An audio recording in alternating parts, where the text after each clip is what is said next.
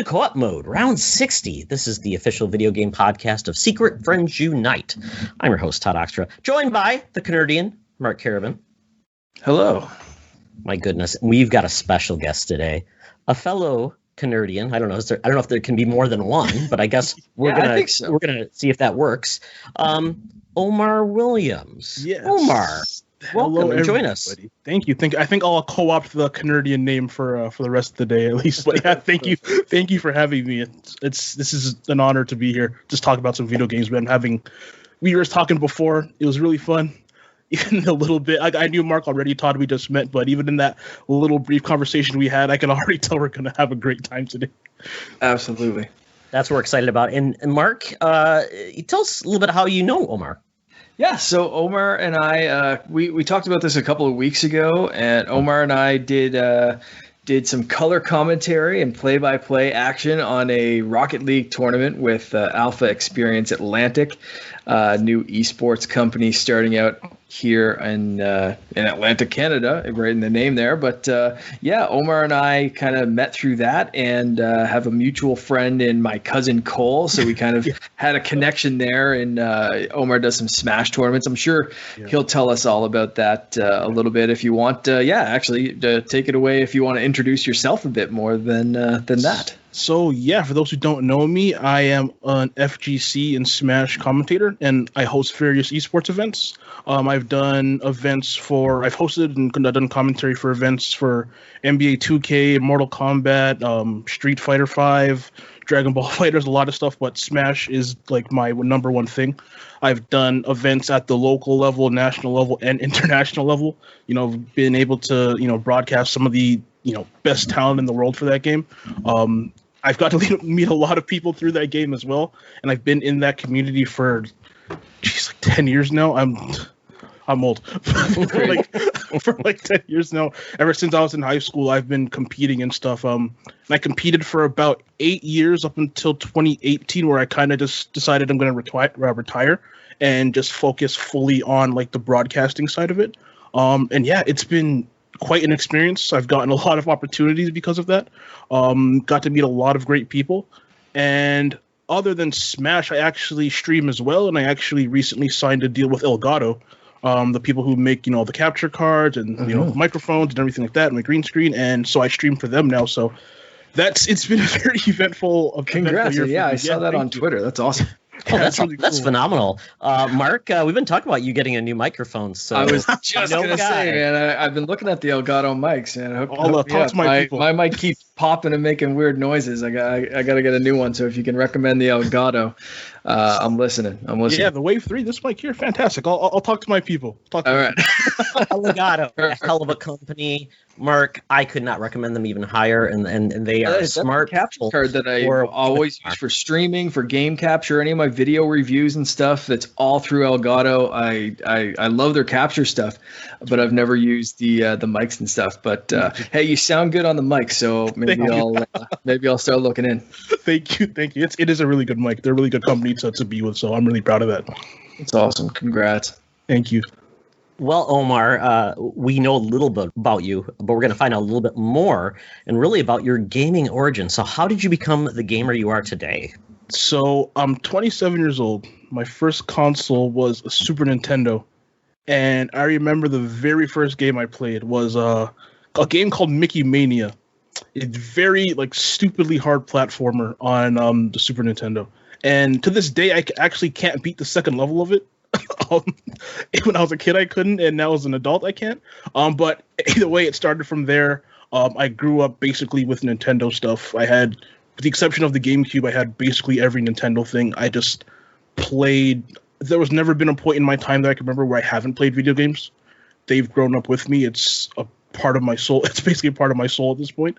And just eventually I was able to turn it into kind of a job, and from a hobby into a bit of a job.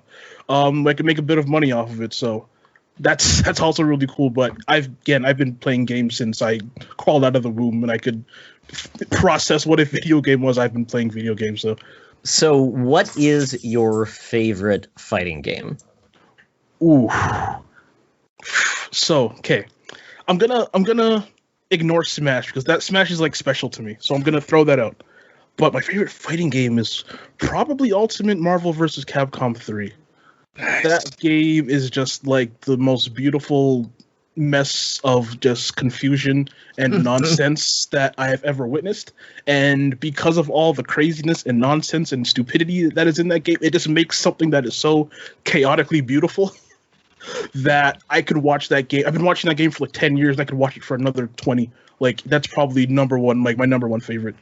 Nice.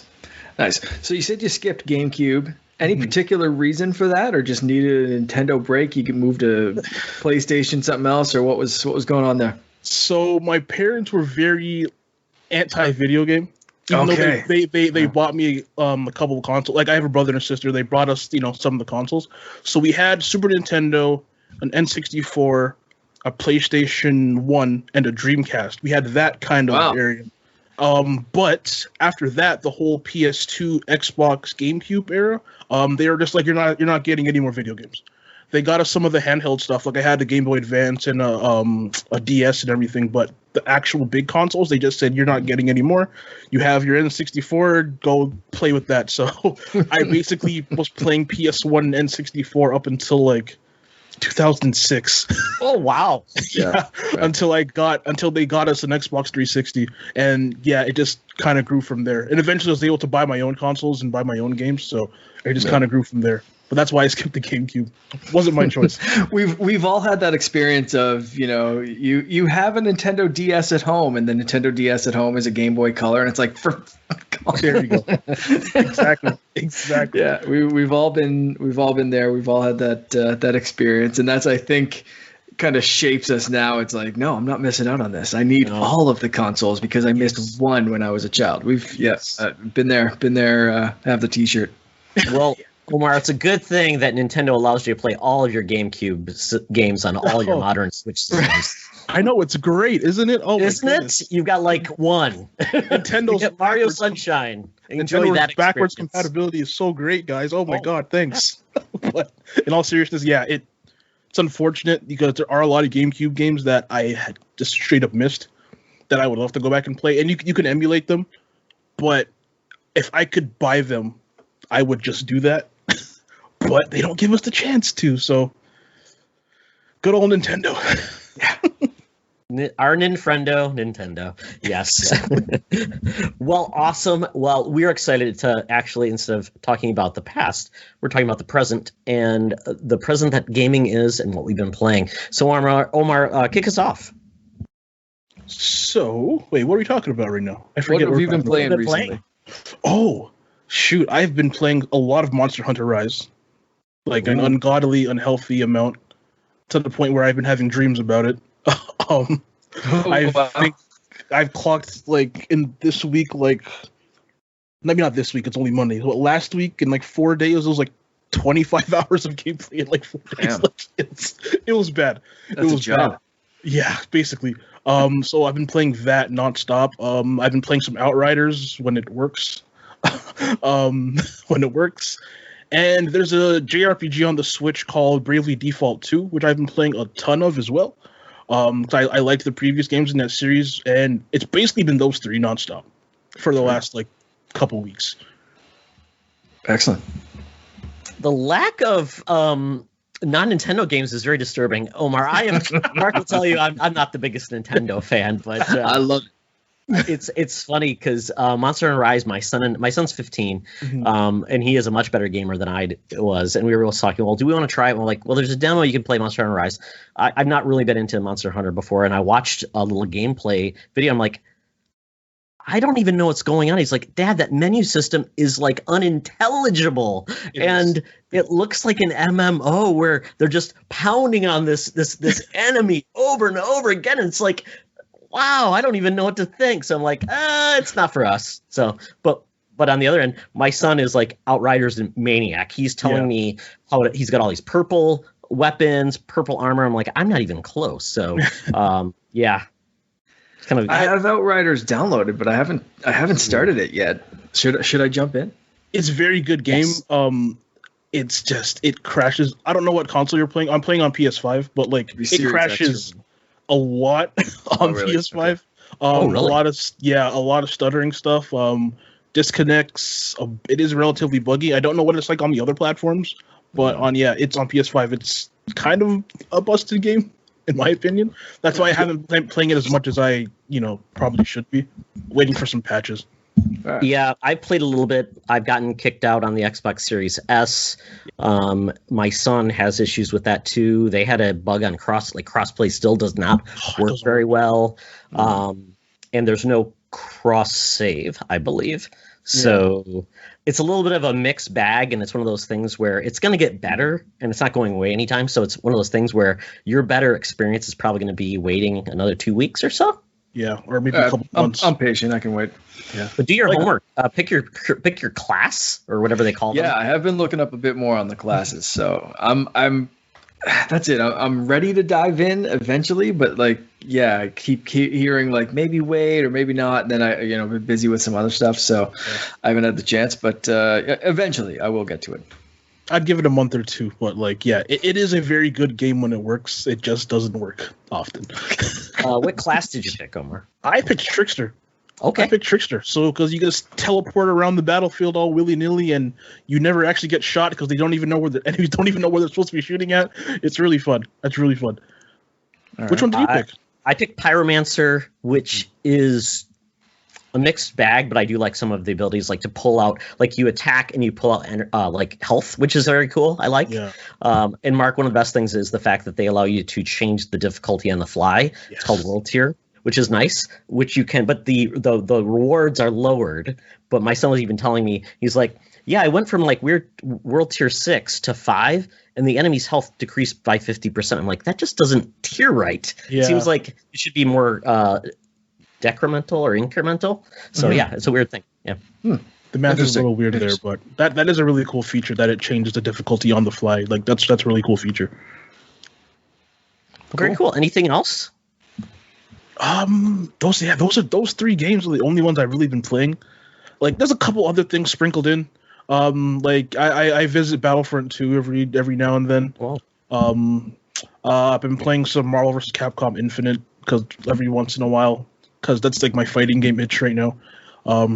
Jumping a little bit back into Street Fighter.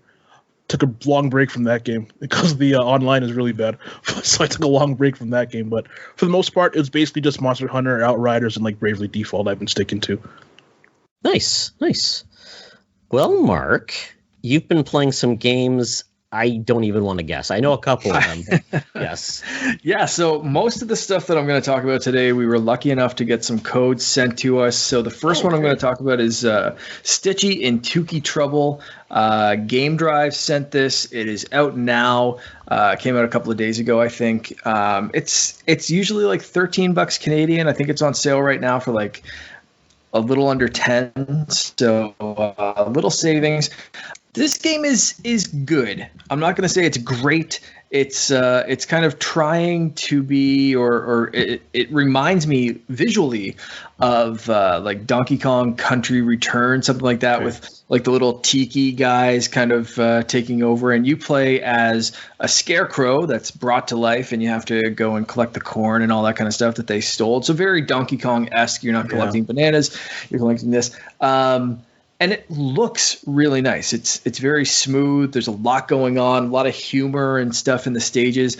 But it kind of starts to fall apart a little gameplay wise. So there's nothing particularly wrong with the game. It's just not super polished as it could be, and it's a little simplistic. So I think this is a great game for kids. If it's you have a kid that you're trying to teach them how to do platformers and that kind of stuff, when you die, you start again pretty quickly. It's not super punishing. You kind of, there's a few tasks to find a couple of hidden things in the stages, but they're not super well hidden. But some of the stuff that bugs me, all right, I'm going to ask you guys this, actually, first off, and just see if your brain works the same as mine. So if there are 3 breakable crates and they're stacked, there's 2 on the bottom and 1 stacked on the top, what happens when you ground pound on the top crate and hold in? They all break, right? Yeah. Mm-hmm. Yeah, no. Oh, no. Not in this one. You have to break the top one, and then even if you ground pound on the center of the bottom 2 that are next to one another, what should happen? Both go. They both break. Right. Nope. One at a time. Each individual stupid little crate. Ooh.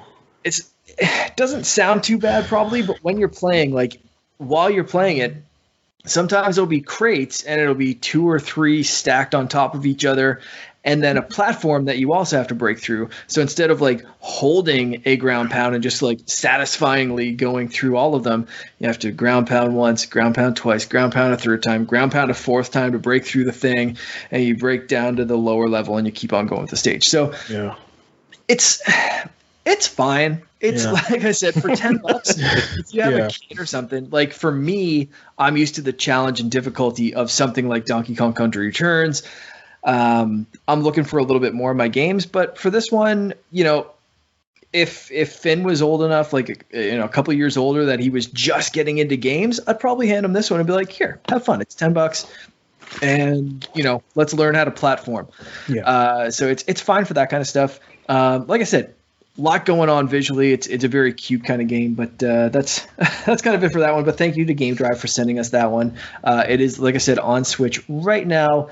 And if you have some younger kids or you just like a kind of simple, mindless platformer, not too bad. But don't expect it to live up to the visual comparison of Donkey Kong Country more in any more than just the visual style of it, because not too many things can live up to that though. So no, exactly right. So maybe it was an unfair comparison. Yeah, but I mean, they kind of brought that on themselves, where you're fighting tiki men and trying to get your corn back instead of bananas. So they went after that comparison. So I'm gonna throw it right back. Hey, fair enough. The next one, complete opposite, fantastic game, but also kind of hard to recommend in a certain way. This is Shantae, the original Game Boy Color game.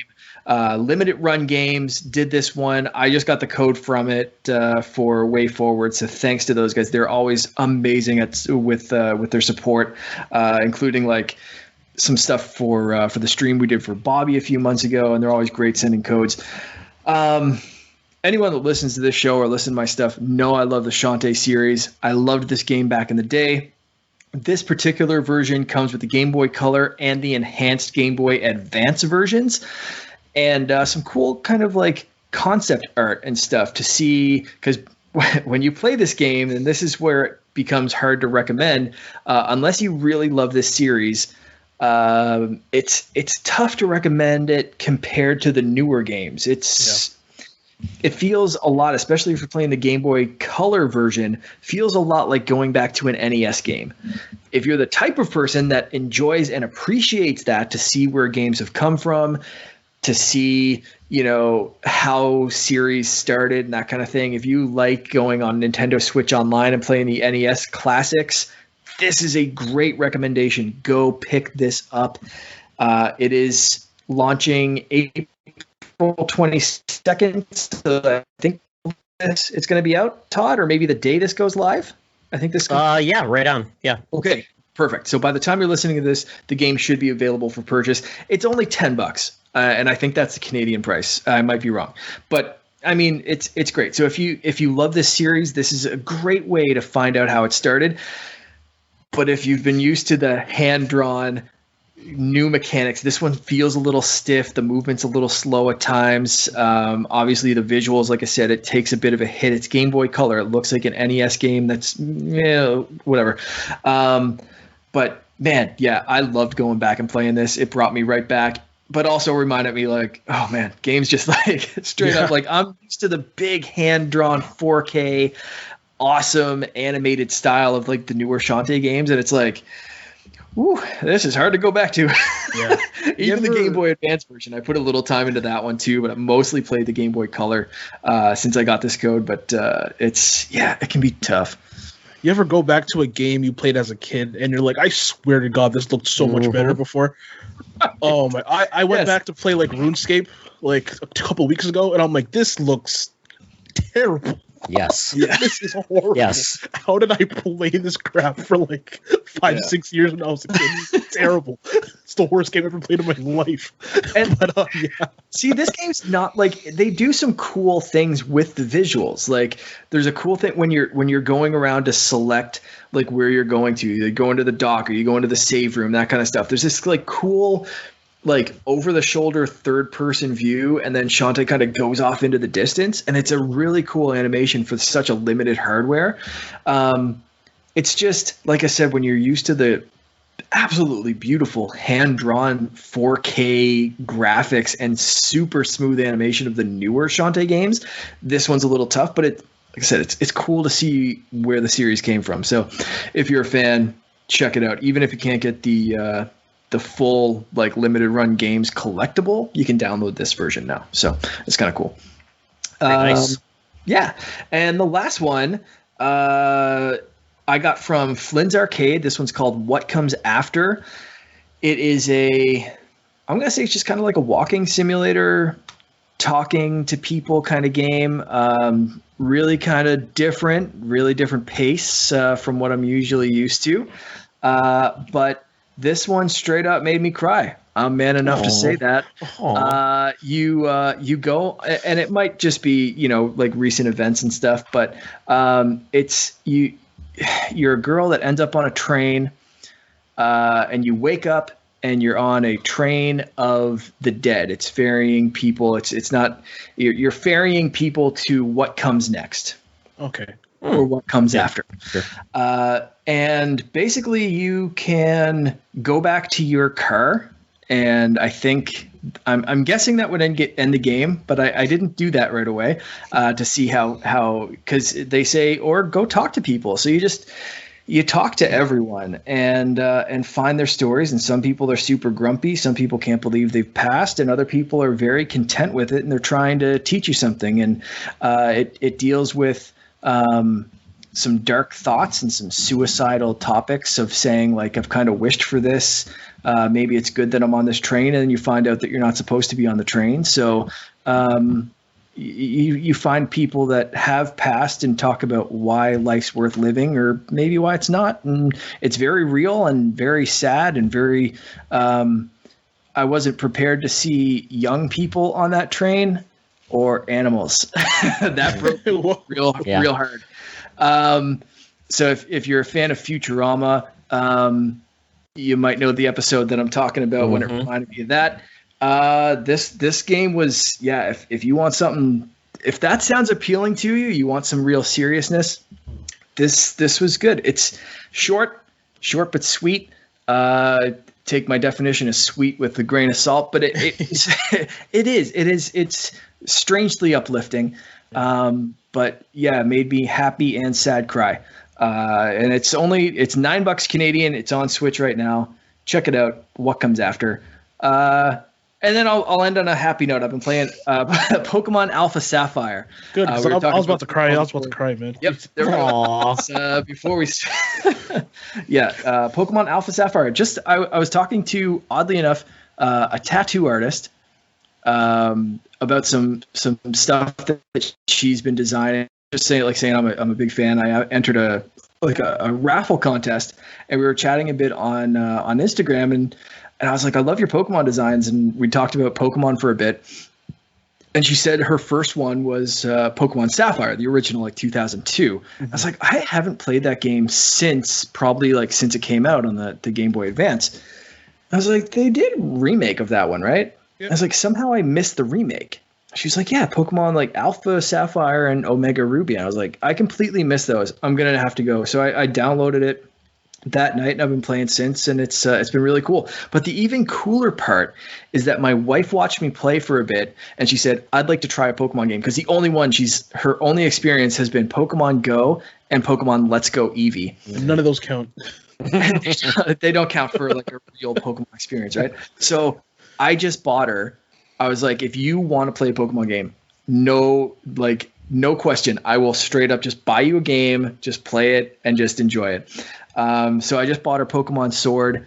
I've gone through all the DLC and everything on Pokemon Shield, so I'm ready to just kind of give her some Pokemon that she might need and whatever. But she's been hooked. It's awesome. She was nice. Just playing it straight up until I think she just went upstairs to keep playing. Oh my goodness. The second Finn went to sleep, she was just yeah, it's Pokemon time. I was like, holy shit. I had to take What Comes After off of the TV and play in handheld. So I'm like sitting there, and she's like, "I just got a Diglett," and I'm like, "I can't dog." So she, anyway, so my house has been fun tonight. But yeah, Pokemon Alpha Sapphire, great throwback on the 3DS for sure. Well, Mark, just remember, she can always talk to me if she needs any Pokemon tips. Absolutely. Absolutely. Yeah. I'll make sure you're on speed dial, Todd. What have you been playing? Oh, my goodness. So, Mark, you said, hey, would you like to try a game? I'm like, sure, why not? So you got me a code from Thunderful Games called Say No More, which it's basically a double meaning game. So, say no more or say no more frequently.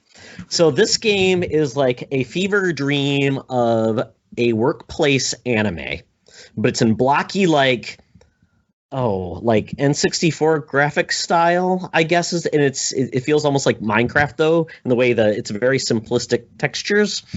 And you are an intern at a company, and you are brought in, and well, the first selection you have to make is you pick your appearance. So I picked this old guy with a mohawk with headphones. And the only selection you get after that is you have to select a way of saying no, but you can pick whatever language you want. And there's female and male versions of like Korean, Arabic, German, whatever you want. So I picked Korean because my family's in Taekwondo. So I picked it. And then essentially, as an intern, they tell you, you have to say yes to everything. And for some reason, you decide that, no, you don't want to. You are going to say no to everything. And just be like this, you're going to basically fight the man. And it is so weird. So you fight back by you getting this like instructional tape that you find that's magically appears on your desk. It's like an old tape deck. And it's basically one of those like motivational speakers, but it looks like a wrestler, like Hulk Hogan or something like that. And he essentially teaches you how to fight by saying no. And you get essentially two abilities. One is like taunting to basically bring down the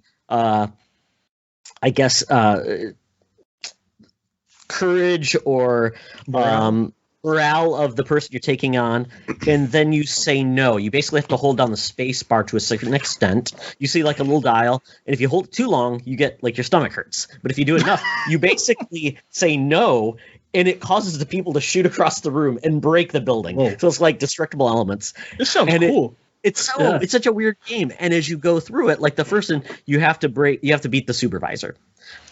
So then you beat him, and like some of the other interns don't like you because you said this, but other people are like, oh, he's pretty cool. All the while, you're just beating up everybody with your nose. Then you get different ways of taunting. You get like a slow clap. You get a shaking your head yes, and then saying no, like taking them off guard. And then you have different ways of that's like the taunt, and then you get different ways of saying no, like the cold no, the hot no, and then the lazy no. And it's all different like keyboard shortcuts. And then eventually your new manager steals your lunchbox, which is like one of those plastic lunch boxes with a unicorn on the side. No. So you're chasing him down. It's so bizarre. It's oh, I love this. What were they on when they made this? You don't know, and it's such a different style of game than they've ever made before, too, which is so surprising. So, so this is developed by Studio Fizbin and Lux Games. It's just published by Thunderful. Okay. So it's not like a Zoink game or Image and Form. Their publishing group that they created together, Thunderful, just published this one. So it is very strange, but it's not those guys that we're used to. This is a new developer, but familiar publishers. This one is out on Switch. So Todd, you keep talking about the keyboard shortcuts. You're going to use probably touch screen maybe, or up or down, or you hold. So any of the buttons would work for it. So yeah, it's very easy, but it's like I said, it's a workplace anime comedy style. So just imagine that. Fantastic. So that seems really cool. I might check that one out. $20 Canadian on Switch. Just watch the trailer. You'll get the aesthetic after you watch the trailer. So I'd recommend everybody just watch the trailer and see if it's for you, because you have to be along for the ride. But I could see they're adding more and more mechanics to make it a little bit more challenging. Like when I had to take on a boss, and that went a little differently than I expected. So there you go. And you have to look at the tells kind of to say when they're broken down in the responses and what they're saying to you. So it's very intelligent the way they did it. Yeah. A game that's not as friendly is Demon Souls Remastered PS5. PTSD flashes. I'm not a patient gamer by any means. I have no patience. I'm either in or I'm out, and I choose very quickly. My claim to fame is finally beating the first boss in Bloodborne and calling it quits. I didn't go beyond that. I went to the next boss, and he like killed me. And I'm like, I just can't do that again. It took me so long just to beat that first boss, and I'm like, I just cannot put myself through that type of rigor. And yes, but so this is by I believe Blue Point Games remastered this game. Yeah. Demon Souls is owned by Sony, not Dark Souls. So this is essentially the game that Sony for some reason decided they didn't want to carry forward, or they didn't. It was a weird situation. They didn't want to publish Dark Souls. So, but man, oh man, this game. It is beautiful. It's probably it's a phenomenal game. Gorgeous game. But they decided to be very truthful to the game and didn't change really any of the mechanics, from what I understand. And so because of that, it is a PS3 era game, but not an appearance. Yeah. I didn't understand half of what was going on. Like, I find these blood pools, and then you see like a figure get up and do something, typically dying. Like they're it's like shadows of your former self. Kind of like those ghost cars in Forza. So same thing. You're seeing these things happen. What that was, those are other players who died showing you what happened to them.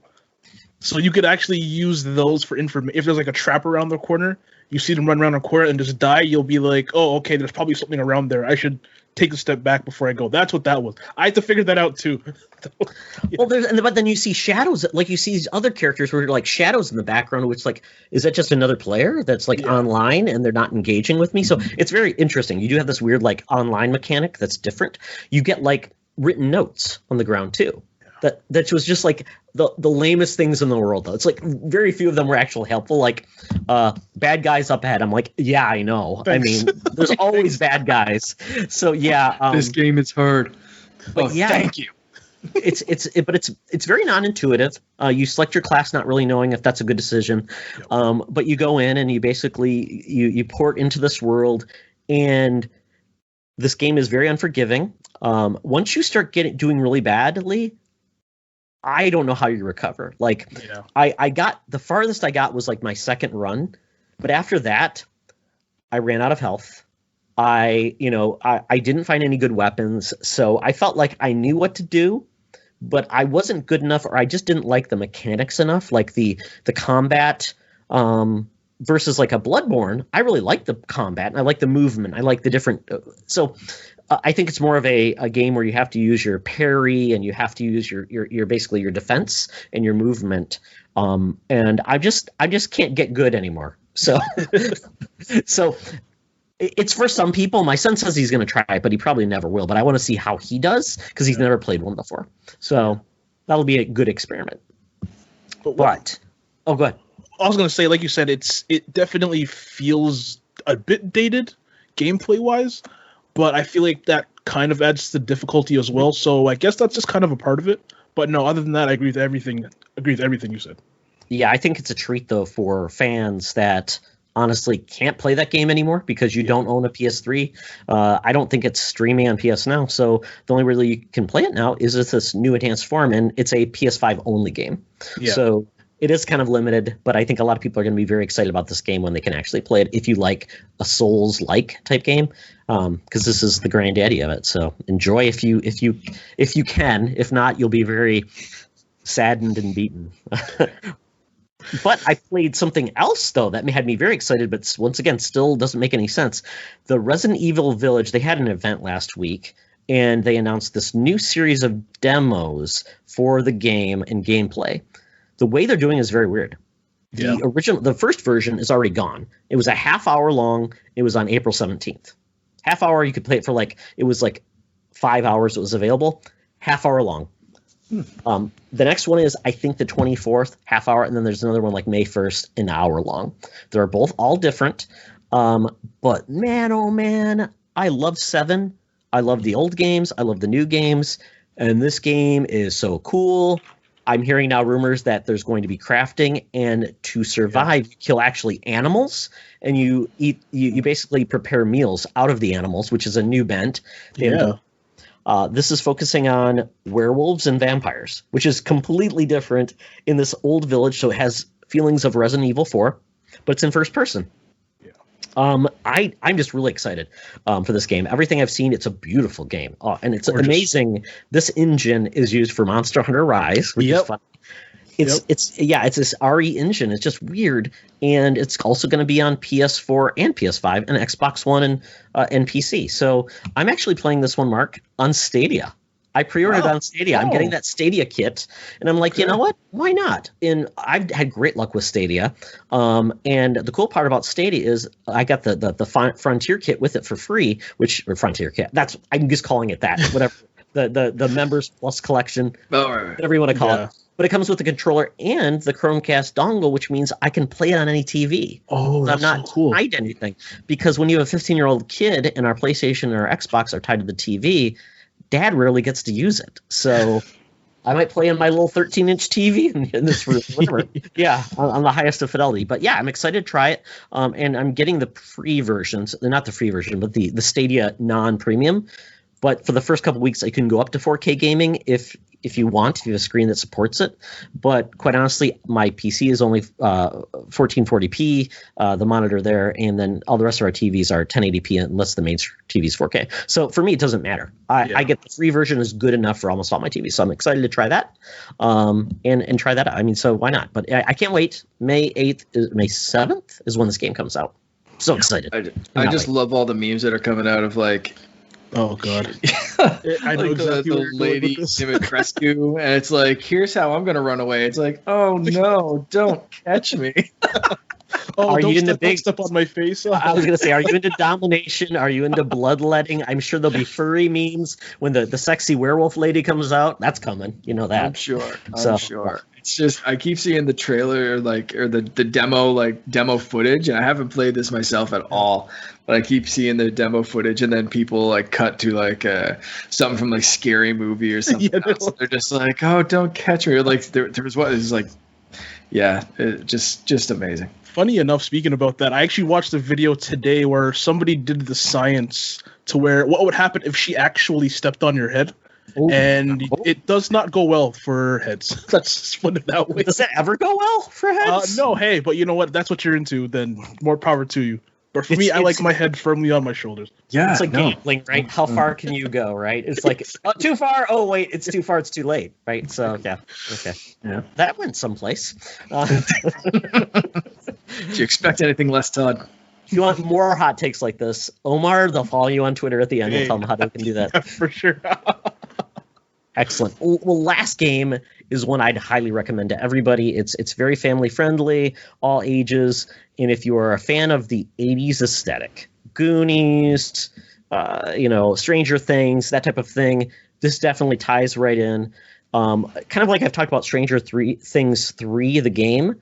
This feels very similar to it, but the art style is awesome. It's like this weird like pixel art, but it's bigger characters. So and the movement is fantastic. And this game is all about these kids, and they're like a group of like the Goonies that they go on adventures and stuff, and they each have their own abilities, and you have a party, and they all join your party, and they can do different things. You've got like the big brawler who can fight, but then he runs out of steam. You've got a kid who can use a baseball bat, but he's the one that can climb. You've got one kid who's the geeky one who can invent things. He's got a laser gun and he has like jet boots. And you've got a girl who's from the wrong side of the tracks, but she's got a wit and she can move really fast. So, but then we've got this younger brother who I can't even tell what his abilities are. He blows bubble gum. I can't figure that one out. But they kind of join in your party, so you're as one person as you traverse. Yeah. And then you can then select your party members as you want. It's got standard real-time combat, so you can take out enemies and things like that. But it's got a really cool narrative, and not only that, it has this really cool animated cutscenes, like it's like a Saturday morning cartoon. Yeah. So it's very cute, very funny, but they dig deep into like a lot of the tropes. Like in this neighborhood, one of the houses you go to is essentially the Poltergeist house. Like you can see like all of the jokes with it, the kid looking at the TV screen, Carol Ann, and they're building and you can see all the chair in the room is floating, and they're digging a pool in the background.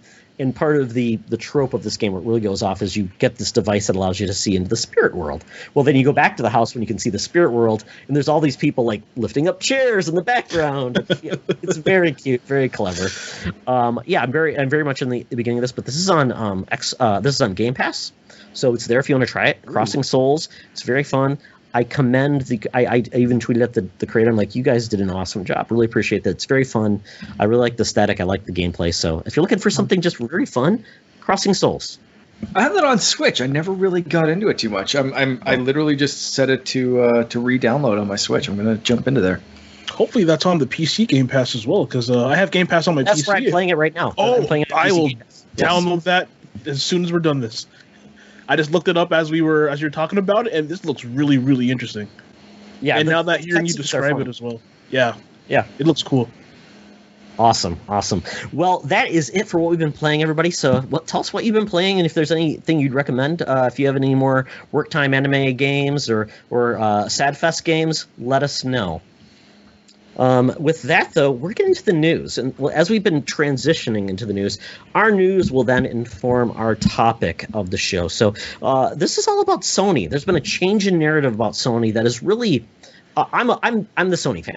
It's frustrating to me as a Sony fan because I know they can be better, but they have not been better lately. And that's been the problem. And they haven't even talked to their audience. So a little frustrating, but we're going to get into the back half. But we've had some interesting stories. So, Mark, you actually pivoted from our original topic. You said, let's focus on this. So tell me about the first story.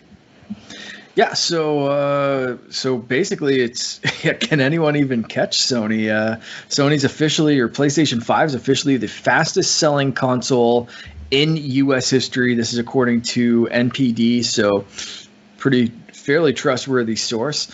And basically, it's the first 5 months they're selling the most and they're making the most money doing it, which is absolutely crazy because you'd think for someone to sell the most consoles, maybe they'd be not making as much money. They'd undercut the competition or something like that. But these guys are the same price as the competition, and they're still completely selling out, right? So it's pretty amazing.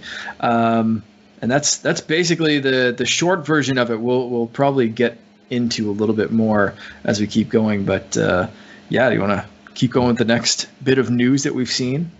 And to your point, it's at this point both Xbox. I cannot remember a more successful period of gaming at this point. Everyone's doing well. And that's a great thing. Nobody's being sacrificed or nobody's dying in the line. It's not like the Wii U where it launched and like 3 months later you couldn't give away a Wii U or, same thing with that. So it's great to see that. But along with that, Sony made some bad news where they were going to shut down PS3, Vita, and PSP stores. They were going to allow you to continue to download your games to an unknown date in the future, but you could no longer purchase those games either on the console or through the web. I think the web store is actually gone now, but you could still purchase through the online game stores. Funny thing, do you guys remember when the PSP launched? 2004? Bingo! Oh, wow. That was a while. You got it. Yeah. Shot in the dark.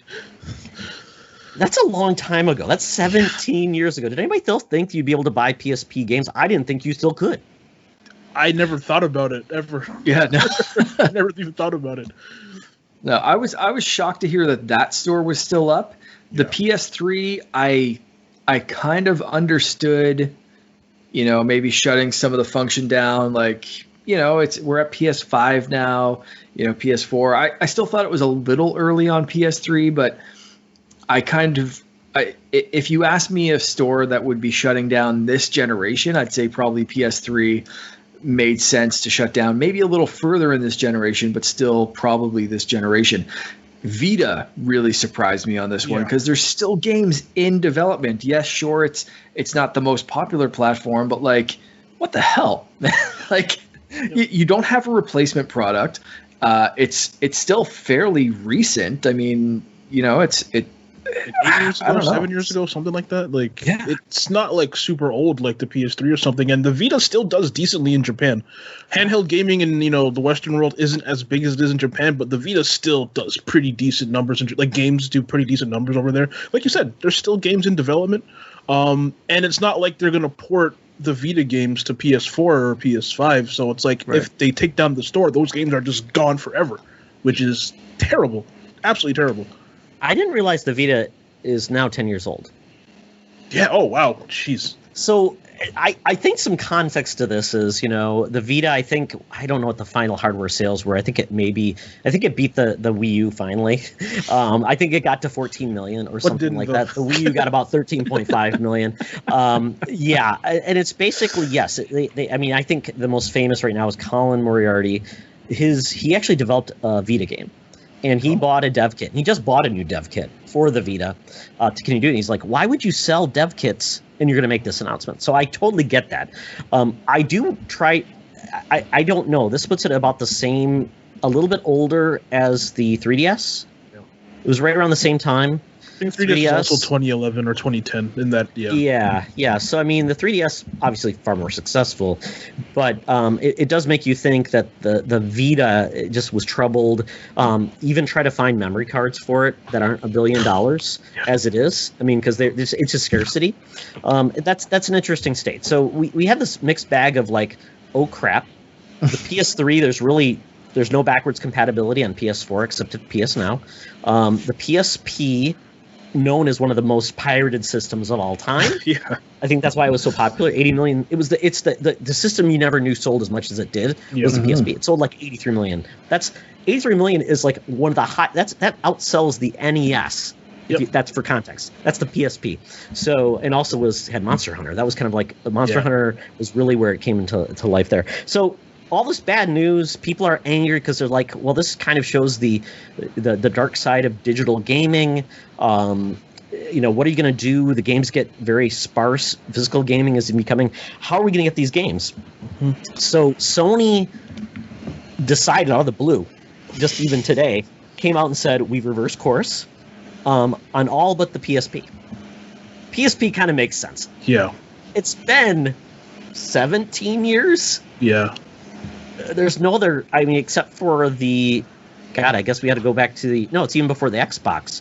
There's no other platform beyond Steam that's still alive, that's old. Yeah. And there's really no hardware anymore. So it's like you really have to own a PSP, or what was the hardware? Was it the PS TV or the Vita? No, that was on that thing. That was Vita. Yeah. PS TV. Yes. So you needed one of those or a Vita to really play it. There's straight up nothing that you can get anywhere close. But for the Vita, that was surprising because PS TV, you're cutting out PS Vita, and the PS Vita was one of the, I think, really the only place you could get like PS1 classics. There was a lot of stuff there, right? So it had a very hearty back.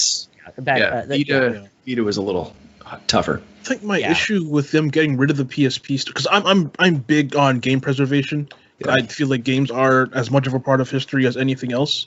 To get rid of the PSP store, but to not somehow make those games available. I'm sure some games are available on the Vita. I don't know. But to not make that library just available on the Vita, you can just download to your Vita, if it's possible, to me, it irks me.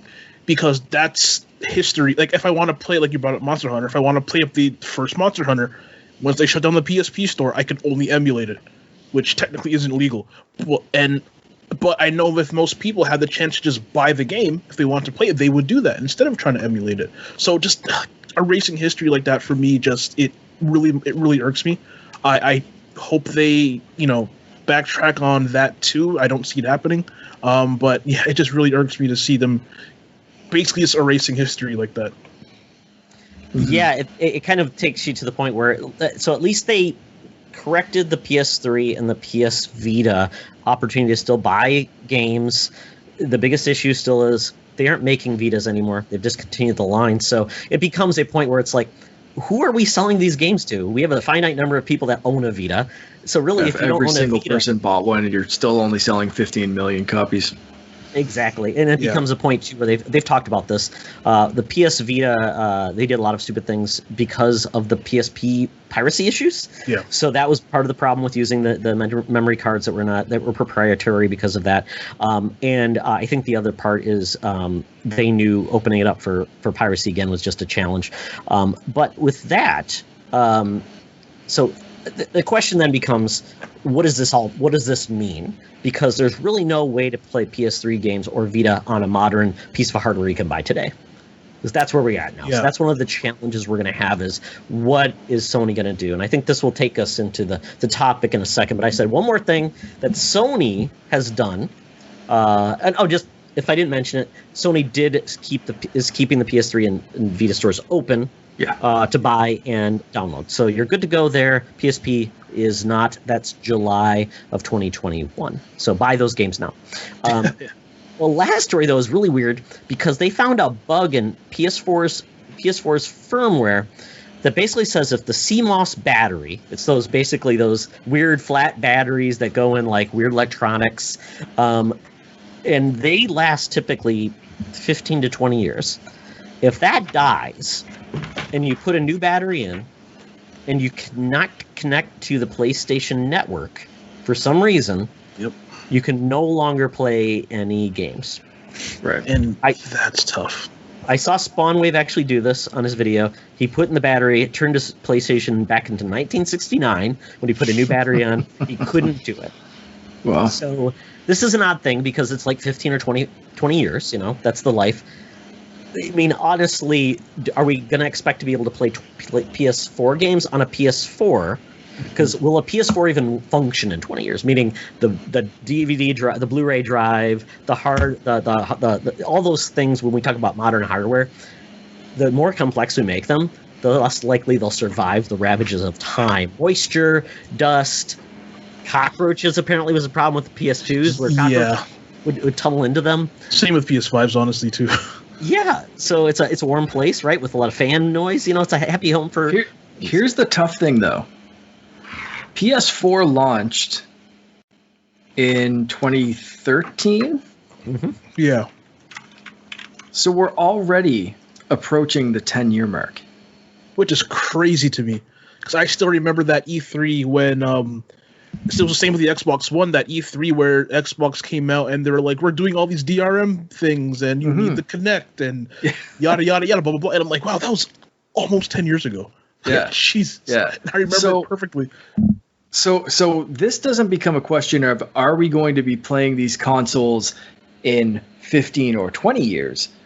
This is, are we still going to be playing this? And with the store shutdown or the network shutdown for PS3, Vita, and that kind of stuff, which now, they've reversed. But combined with that story, this was very troubling because in, let's say, 5 years, if you still have a PS4 and the battery goes and the PS4 network is shut down at that time because, PS5 has been very successful. They're getting ready to launch PS6, in 5-6 years or something, are you going to be playing it then? So when you say this is maybe 5-6 years away, are you still going to want to play your PS4? It becomes a much different question than are you going to want to play it in 20? So I think that's where it's troubling, right? If you have a launch PS4, I didn't get mine right away, but I still have like the OG PS4, like the Destiny White version, which I got maybe a year or two after launch. You telling me in a couple of years I can't sit Finn down and say, here, play Spider-Man? Yeah. That's troubling, right? Like maybe I won't have a PS5 at that point. I don't have one now. Maybe I will. I don't know. I hope they're available in 5 years from now, Mark. Hopefully. Right. Right. But I mean, it is weird. Disney Infinity. He is obsessed right now. 11 months old and already obsessed with my Disney Infinity characters. And that's where my Disney Infinity was my PS4. Yep. You're telling me I can't bring that out, hook up my little thing, let him play around as Lightning McQueen that he carries everywhere, or Mickey Mouse that I'm looking at right now on his high chair. Like that kind of stuff. That's the worry, right? Like if of these games that they're not continued on the PS5, they're not continued anywhere else. And it's not, are you going to be able to play these in 20 years? It's, are you going to be able to play them in 6, 8 years? That's where it gets a little bit harsher to me, because PlayStation and Nintendo, I mean, Xbox is setting such a great example with their backwards compatibility that this is how we've lived for years. You couldn't play a Super Nintendo game on an NES. You couldn't play a NES game on a GameCube. We've grown up like this. It's only now recently that Xbox is like, we want you to play everything from everywhere. That we're like, oh shit, there's another way to do this. And now it's like, PlayStation, you got to step it up, and Nintendo too. But this is why this news, I think, is hitting so hard. Yep. Well, I think the difference is the PS4 is PS5 is fully backwards compatible. Yeah. We don't have the lack of playing. So basically, Sony's going to say, if your PS4 dies, why would you expect to? What company supports a product regardless? Like your iPod probably doesn't work anymore, right? With the iTunes library, right? The software doesn't work, right? So I think the expectation that your hardware, they're going to support your hardware for 15 years. I think even cars, think about your car's infotainment system. Do you think Ford is going to support or my Saturn, that's a dead brand. Jim doesn't support that anymore. My Mazda, that infotainment system is not even supported anymore. So it's like, I think we've got to go to the mindset, like companies should support us forever. Windows tried that, and that's why they have so many issues with their platforms, because we're trying to support printer drivers from 1922, and Apple said no, we're not even going to have drives in our products anymore because we don't do that. So all your CDs and DVDs, throw them in the trash. So I think that's the change. The good thing is they do support like USB peripherals, like Rock Band works. So Disney Infinity should work when you get a PS5 mark. So you should be good. So that's the difference. And I think that's the big problem, the big thing that finally changed. Sony finally went with x86 hardware. Finally. Exactly. They aren't doing weird like cell processors and things. Oh my God. Yeah. So I remember back on the PS3, like there were so many developers early on who had trouble getting things to work on that console, even though it was like, hardware wise, it was pretty decent. They just couldn't get things to work because the 360 was basically just like programming for a PC. But the PS3 was just like you had to do all this backwards and jump, do 6 backflips and spin around and sacrifice your firstborn child just to get a game to maybe work. Maybe. But yeah, they're just getting into x86 now. Like the thing with the PS4, was it PS4 x86? Yeah. It took them a while. But to continue kind of the point about, preservation, backwards compatibility, I don't mind a company stopping support for an old console as long as you make the games available on the newer consoles, which is why if they, in like 10 years, let's say they do shut down the PS4 hardware or, online stuff, I know you can still buy like 99% of those games on PS5 and probably hopefully PS6. But, if you talk about like Nintendo, every console, like if I want to go back and play something on my Wii U, even though they did port a lot of the games, which is good, but if I do want to play on a Xenoblade X, which is only on the Wii U, I have to plug my Wii U back in. You know what I mean? I can't get rid of it because there are games that I could only play on that. Same thing if I had same thing with if you had a GameCube. If you had a GameCube, you probably still have, or maybe a Wii, but you can play GameCube games on the Wii. But you know what I'm trying to say? It's just like Nintendo with Nintendo stuff. It's like you can't throw anything away because you don't know if they're gonna bring that game over to the next platform. Whereas I look at Microsoft, look at Microsoft and Sony, and they do it for everything. Sorry to cut you off. Yeah, no. I kind of interrupted there for a second, but Nintendo's even worrisome. They're like shutting down things like Mario Maker, the original, or the Miiverse or whatever that that was so tied into so many games, and they shut that down, and you don't get that functionality. And it's like this is only one generation past. Like if you're not playing Mario Maker 2 on a Switch, it's like what the hell, like it's crazy. Like I have a friend who that's their system. They're not ready. They have young kids. They're not ready to jump in on a Switch. And I know Sean Capri's the same. Lincoln still plays the Wii U. They still have it set up because it's a great system. But when they're already shutting that down one generation past, it's like, damn, preserve some of this, or let us buy it again. I don't know. It's wild. Like where's Wind Waker and Twilight Princess? Like, give me those. Yeah, Mark, it sucks. Remember when they took Pikmin off the Wii U store, or Pikmin 3? off the Wii U store when it launched on Switch. It's like, what are you even doing? Why? $20? Like, who is going to go back and say, well, it's coming out on Switch, but I'm going to, finally re-download it on my Wii U or pay and play it for the first time on the Wii U. It's a weird idea of concept. And even Nintendo has removed Mario 35 is no longer exists. Oh my gosh, don't even get me. It's gone. Mario 35 and the All-Stars, Mario All 3D All-Stars, they just got rid of on March 31st for and the Game & Watch.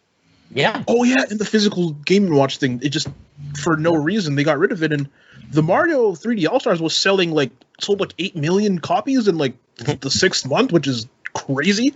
And they just decided, no, you can't buy it anymore. That makes no sense to me. Yeah, apparently. I wonder if that artificial scarcity did help sales, or sure. Absolutely. Like over time, if it was infinitely in the store, would they have sold more copies than putting that? And I'm sure this is a skeezy, shitty little experiment that Nintendo's playing right now of like, if we put false scarcity or artificial scarcity on a product, will it sell more in 6 months to a year than it would have sold over the 6 to 8 month or 6 to 8 year life cycle of a console? If we say, hey, you can only get this until March 31st and then Mario dies, does that make 10 million people go out and purchase this game versus if we just launched it, especially a game like that where they didn't do anything to it. They were just like, hey, here's 3 games, lazy, whatever. Very lazy give us money. Yep. Would that have sold over 8 years, like still 10 million copies or whatever? You know what I mean? Like, I hope, I don't know. I know I bought the game, so I'm like hypocritical, but I hope that experiment fails and they stop just being skeezy. Well, it's almost like saying anybody who buys a Switch in like the next 3 years, because they're going to support that, it's almost like you're punished. Yeah. And it's like you never get the chance to play that. And that's just, it makes no sense, and it's just silly. And yeah, it's one of those things, like, I know I've always said this. I compare Nintendo to Futurama and the Mom Corporation. Mom is just like this, fantastic. She's so kindly, and then in the background she takes off her skirt and looks like a businesswoman who's evil and mean. So I just tend to people put Nintendo at a different place, even though their goal is to make a lot of money and spend the least amount of money and get the most back. Like, I mean, did you see how excited people got because Nintendo made a weird bluish gray Switch? I mean, it's Malibu Stacy it's Malibu Stacy with her new hat. That's all it is. I'm like, guys, demand better. Get a better system. Get rid of the Joy-Cons. Give me something better. But sorry, this isn't about Nintendo. It's about Sony. I know. We can go. I can go on about all the stuff they do, but I'd be here for 5 hours. Absolutely. So we're gonna keep on this, and we're gonna pivot now. Kind of like we've talked about all these things with Sony. The narrative right now is we've heard a lot about their approach to just the games, how they're going to release studios. They've eliminated Japan Studio essentially from Sony, who's created really crazy and interesting titles in the previous generations. They've taken a unique take on increasing the price of new games. They've also decided to take a different approach to the way they even release games this generation, which is interesting, where it was going to be only new games would be on PlayStation 5, and they pivoted that because they wanted to have more sales. And the good thing is you see with a game like Miles Morales, which I absolutely love and cherish, that game has now sold Last of Us Part 2 and Ghost of Tsushima in a shorter period of time, and it's like considered a smaller game. And most people are still waiting to buy it on PS5. That's the part that gets me, is that I know a lot of people who have PS4s where like if I have to wait a year to play it until I get a PS5, I'm gonna do it. And that in combination with the fact that a lot of people, I know we talked about how quickly the PS5 has been selling, but a lot of that is scalping. If we're being honest, a lot of that is bots who have got it because of scalping. So a lot of people out there still don't actually have a PS5, even though the sales numbers might indicate otherwise. But so the fact that you have all of that working against you and it still outsold those games is absolutely insane to me. Crazy. I'm going to look really quick right now. I want to see what the going cost of a PS5 is on eBay. Oh, Lord. Sure. Apparently, there's a Japanese import you can get $850. Good Lord. $769, $769 for the digital. Somebody's selling one for $5,000. Jeez. But I do see something like 410. 410 for the PS5 digital. It's got 23 hours left. I'm assuming that will spike up. For sure. But I see most of these are right around they're still asking right $100, which tells me at this point, even though the scalpers are buying them, they're still able to sell them at a premium, which means they're still getting turned pretty quickly. You're moving them. You're not going to sit on something and not make it a profit. So it is a scenario. It's like right now, and I know the same thing with the Xbox Series X is also hot. It's still not widely available. Series S, even the Switch. You don't see a lot of the standard Switches, but you see the Switch Lights. So it tells me everything's still selling well, especially with a game like Monster Hunter Rise.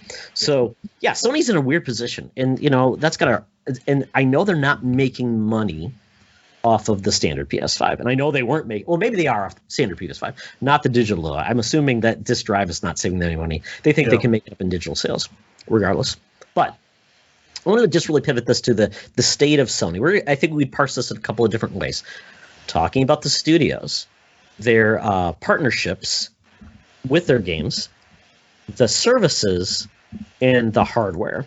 So that's where I've kind of placed this kind of like, and I just want your opinions on this. And this kind of correlates into the news story where we heard about Sony Bend, who'd made support games in the past. Days Gone was their first really stepping out point in a game that a lot of people critically did not do great. And sold decent but not fantastic. And they pitched apparently a sequel, and they were denied. And they were supposed to then basically make, I believe, The Last of Us remastered, which is weird because really weird. Or sorry, remake rather than remaster. They got a remaster, not a remake. We talked about remasters and remakes a couple episodes ago, Mark. So we all know the difference. Sometimes it is the same. But then they finally pushed back, and now they're making their own new IP. So, and we keep hearing this narrative about Sony basically making fewer, bigger games internally, and then turning to third-party partnerships and exclusives to expand basically their offering. So, what do you think of that take? I'm guessing it's to save some money because obviously AAA development is like stupidly expensive and it's not getting any cheaper. So I feel like kind of trying to jump off the back of some third parties and trying to get some deals. Like I know for example, I know this is more on the esports side of it. I know PlayStation and NBA 2K have a deal now. So now all the professional NBA 2K things are going to be on PlayStation 5. So I know that's going to bring them a lot of money. I know that they're getting a lot of like timed exclusives. Like I know like Final Fantasy VII Remake was like a year timed exclusive. So I know some people who bought PS4s just to play that. I'm sure there's going to be other timed exclusives as well. So I kind of see what they're doing. And I would say I agree with it. And I feel like when you give if Sony gives money to these smaller studios, a lot of times smaller studios have more creative ideas for games. They do some stuff that might not be greenlit by like an EA or an Activision or something like that because maybe the idea is a little bit too wild. But if they can get that Sony money to push these products out and push these unique games out, I think it'd be incredible for Sony, for being honest. Yeah. What do you think about them buying Evo as the resident fighting guy? So that came out of nowhere. So for those who aren't familiar with Evo is the biggest fighting game tournament in the world. It goes on in Vegas every single year. It got canceled last year for obvious reasons, but they were having some trouble with leadership. The person who made Evo was, not going to get too much into it, but having some legal troubles, I'll put it like that. But Sony bought Evo a couple months ago, and that's really crazy because so as someone who plays Smash and is obviously a Nintendo game, my first thought was like, okay, what's going to happen to that? Are they going to, because obviously if they own Evo, everything's going to be played on PlayStations. Makes sense. So what happens to the games that aren't on PlayStation, like Killer Instinct, which is an Xbox game, or Smash, which is obviously on Nintendo Switch, or I'm trying to think of other stuff, but those are like the two main ones that, where my mind went to, and they haven't really said anything about it. Right. I know Nintendo said something about they're willing to like work with Evo and still and everything, but it's kind of up to Sony. So that's going to be really interesting in the next couple months to see how that develops. Right. Again, as a Smash person, I am a little bit worried. But we'll see how it goes. Nintendo will do something for them, right? Nintendo's all about the Smash tournaments. I mean, look how many they host every year. Like, they support us so much. Oh my god, yeah. But, in all seriousness, the support for Smash from Nintendo is basically non-existent. They actually cannibalize the scene more than they help it. They've actually shut down tournaments that would have probably made them money. That's a whole thing. We could have I'll get angry thinking about it. Play Melee on new systems, right? I will. I will not vote for the anymore. Do you know how much money you would make? That is free money. That is free money. I sense a return here. We have to have another topic. Yes, I think so too. Oh man.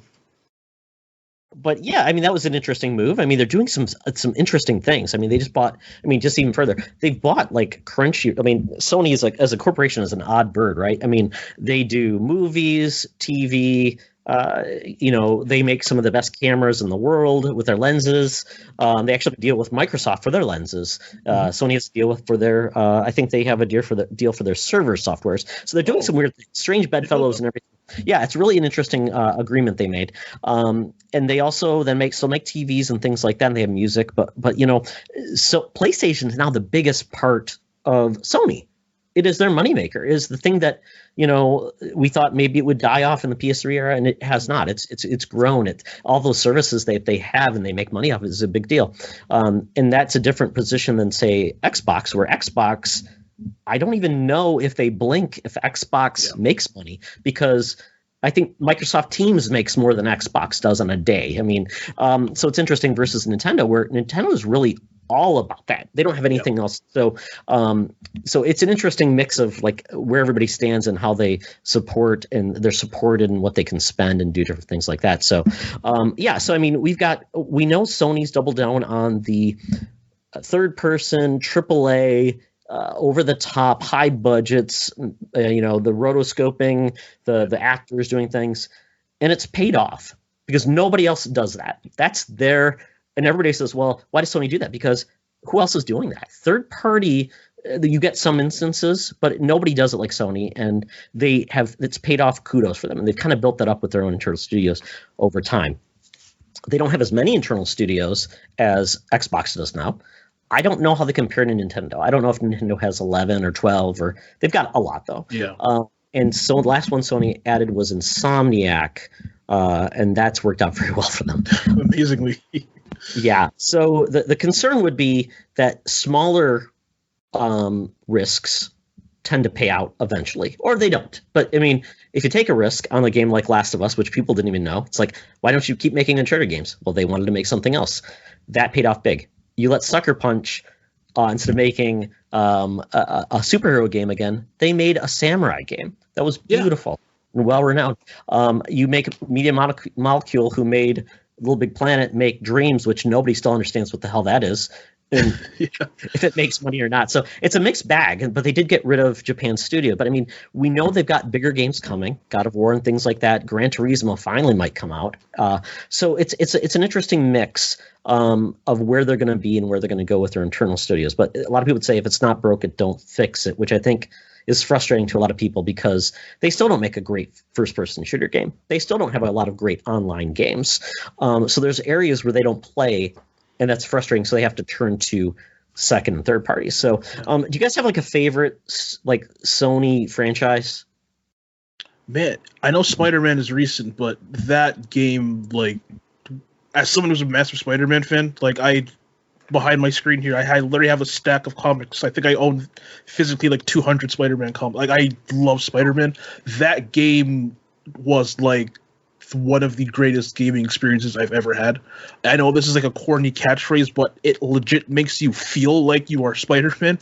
It doesn't make you feel like you're playing a video game that Spider-Man is in. It makes you feel like you are actually Spider-Man in that game. And double for Miles Morales as well, with the improved swinging, the improved tricks, and all that kind of stuff. And on top of all that, the story was like very, very, very, very good, very emotional. I don't want to spoil it for people who haven't played the game yet, but very emotional. They took that story in a way that I never thought they would do. Some characters don't make it towards the end, which I never thought they would do either. And the fact that they were able to remix established characters in a way that they were different from their comic, but still made sense. Like Mary Jane, for example, like Dr. Octopus, for example. It was just like, okay, this clearly isn't the Doc Ock from the comics, but like this also makes perfect sense what they did with him. And the fact that they were able to do that so seamlessly, and it just felt great. Everything about the game, I could talk about the game forever, but like that has to be like my number one right now. That whole Spider-Man franchise, and I can't wait to see where they go after Miles Morales, because they had some story teases at the end of that game, and I'm just like, oh my goodness, I literally just can't wait for that. So the Spider-Man franchise is definitely my pick for that. Mark? Spider-Man's up there for me as well, and Uncharted. I mean, as a Indiana Jones fan, that's about as close as we've gotten, and I'm very excited for an actual Indiana Jones game, because that was there hasn't been one in quite a while. So Uncharted and there's that great one on Xbox One that's backwards compatible. That's a thing. But yeah, I mean, between Uncharted and Tomb Raider, I mean, that was kind of the Indiana Jones fix for video game fans, and I loved the Uncharted series, top to bottom. It was a fantastic run. So there, between that and Spider-Man, that was kind of my Sony love, especially last generation. And I'm traditionally not a Sony guy. PlayStation 4 was my first and only real, I mean, I picked up a Vita as well, but then ended up selling that a few years later. But so PlayStation 4 was like my jump into my own Sony. My brother had PlayStation 2, PlayStation 3 growing up. And when I moved out, I kind of, took my Xbox and Nintendo stuff, and he kind of, took that. So jumping into PlayStation 4 and catching up to a bunch of franchises that I missed, those two were incredibly special to me. So, to get me in on the PlayStation 5 bandwagon, I was talking to my brother last night and watching him play Ghost of Tsushima and saying, like, I got to pick up this game. And, even for my PlayStation 4.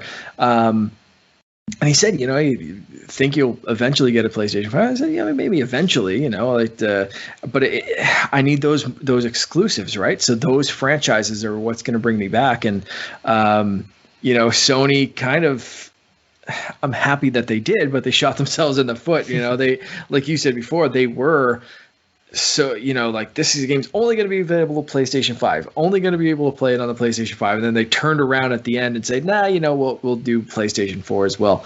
And I think that's overall a good move for them. But at the same time, it's making me not run out and run up my credit card with two new consoles this season, right? Yeah, it's one of those things where Xbox, I think they have the luxury of, because their last generation of hardware didn't sell very well, that people can jump into the whatever you want to call it, the current generation of series, and get it and feel like I can just revisit things very easily.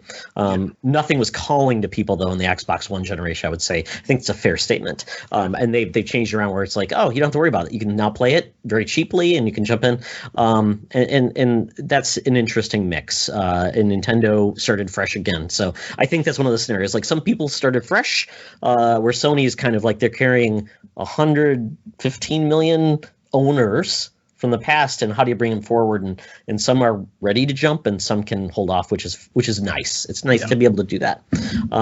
So yeah, and for me, God of War is mine. I mean, that was probably one of my favorite games of all time. I actually restarted it with the PS5 patch. Ooh. I just was blown away again. It's such a beautiful, masterful game that I don't even know what they will do with a sequel, or if it'll be like a one-off, or it'll be like more like Miles Morales. But I can't wait, and that's phenomenal considering where that game was before the PS4, where it was like is this series dead? Is it kind of like needs to go out to pasture? So it's kind of great to see them do that. So that was amazing. Somebody actually pitched that idea, said we can make God of War matter. We can make you care about Kratos, basically Vin Diesel's angry brother, and care for him. So I'm so glad they did that. And I think that was something that Sony's typically done in the past, and I hope they continue. And I hope the stuff we're hearing is a mix of sour grapes and anger about franchises not getting a second attachment, but we shall see. They did take chances, though. They had the Order 1882, which I liked, but it didn't sell well and wasn't reviewed well. And I'm not wanting the Snyder cut on that game. Some things just don't deserve a sequel, and I get that. So Days Gone, I think people are like have rose-colored glasses and they want more of that. Where I'm like, I tried it, it just didn't snag me. So yeah. Not a bad game, but nothing to write home about either. In my opinion. Yeah, and we know Sony's going to take their time with games. They had a slow start in PS4. PS5 will ramp up. We've got some games we think will come out this year. Horizon, the sequel, will come out this year. Returnal's coming out, and Ratchet and Clank is coming out. So that's 3 big games in 1 year. That's pretty satisfying from a first party perspective. When as of right now, we know we've got Mario Golf. We have a sequel to. A remaster of a game nobody really liked in the Zelda franchise. Skyward Sword, oh god. And I think a Pokemon game for Nintendo, so that's not even a first-party game. And then we've got Xbox, which essentially is going to be a bunch of third-party games, Game Pass, and hopefully Halo. So hopefully. I think Sony's loaded for bear. I mean, with great studio. And, and they also have some support, and that's the tradition, where Sony's partnered. And they've made a lot of deals to support themselves through those gaps, which they did last time with indies and partnerships. Once again, they're partnershiping again, like you talked about, Omar, with some of the sports games. Call of Duty exclusive with maps.